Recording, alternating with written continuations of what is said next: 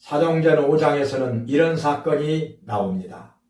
초대교회 사도들이 그리고 여러 성도들이 성령으로 충만하여져서 열심히 담대하게 능력 있게 여러 곳을 다니면서 복음을 전하였습니다. 그런데 이것을 싫어하고 반대하는 사람들이 있었습니다. 대제사장들, 사도계파 사람들, 헤롯 땅 사람들, 바리새인들, 정말로 복음 전하는 일을 싫어하였던 것입니다. 그래서 사도들을 잡아가지고 감옥에다가 집어넣습니다. 문을 걸어 잠그고 밖에서 간수들이 지키고 있었습니다. 그런데 밤에 천사들이 나타나서 감옥문을 열고 사도들을 밖으로 끌어내었습니다. 그러면서 말합니다. 두려워하지 말고 성전에서 담대하게 하나님의 말씀을 전하라고 한 것입니다. 그래서 그들은 이른 아침부터 성전에 가서 하나님의 말씀을 열심히 전하고 가르쳤던 것입니다.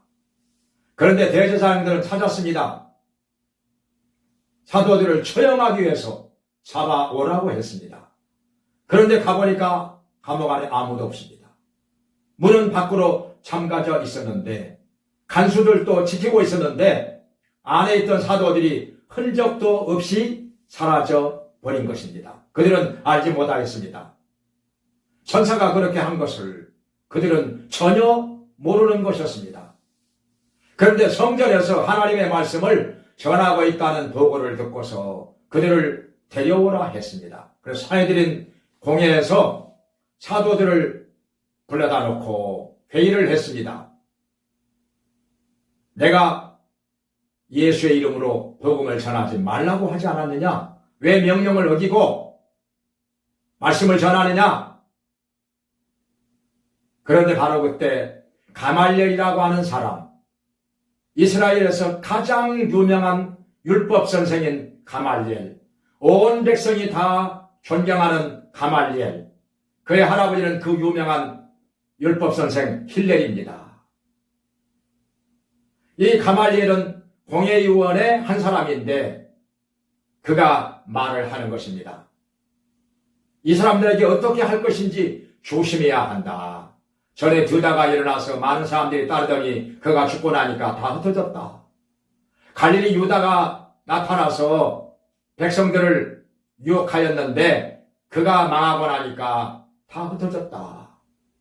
이것이 만약에 사람에게서 난 것이라면 가만 놔둬도 스스로 무너질 것이고, 그러나 하나님께로서 난 것이라면 사람이 무너뜨릴 수도 없거니와 하나님을 대적하는 것이 되지 않겠느냐 하는 것이었습니다. 그러니까 그 자리에 모인 사람들이 다 공감을 하고 받아들였습니다. 그래서 놓아주게 되었습니다. 근데 채찍질을 해가지고 놓아주게 되었는데 사도들은 밖으로 나오면서 예수님의 이름을 위하여 능력받는 일에 합당한 자가 된 것을 기뻐하였다고 했습니다. 그것이 기뻤던 것입니다.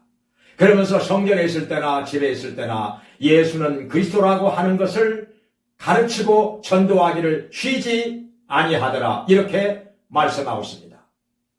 우리는 선택을 잘해야 합니다. 어느 쪽을 선택할 것인가? 사도들은 선택했습니다. 사람의 말을 듣는 것보다 하나님의 말씀을 듣는 것이 옳으니라, 이렇게 말하면서 대제사장들이 위협하고 반대함에도 불구하고 그들은 하나님의 말씀을 가는 데마다 전하였습니다. 어디에서나 복음을 담대하게 증거하였던 것입니다. 그리고 가말리엘은 이렇게 선택했습니다. 이것이 사람에게서 난 것이냐, 하나님께로서 난 것이냐.